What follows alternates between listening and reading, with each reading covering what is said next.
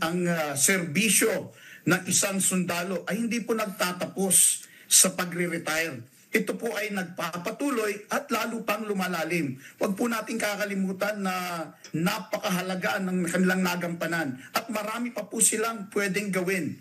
In fact, sa mga nangyayari po sa ating kapaligiran ngayon, lalong-lalo na sa West Philippine Sea, ay kinakailangan talaga po natin ang all-of-nation approach dito. So wag po natin isasantabi, wag natin mamaliitin yung pwede pang maibigay sa ating bayan ng mga retirees. Dahil for more than 30, 20 years ng kanilang pagsiservisyo, marami po silang experience at saka wisdom na nalikom. Kaya kailangan po natin ang kanilang serbisyo, lalong-lalo na po sa mga panahon ngayon.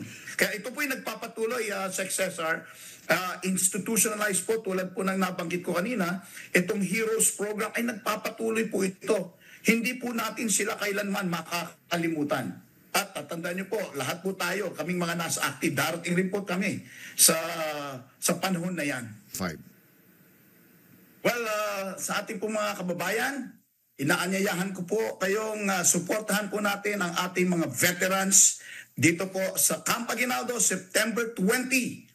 Our first veteran in honor of our living heroes. Here at PGMC, we consider our retirees as living heroes. So please come and join us. You can register. Meron po kaming Facebook page, yung PGMC.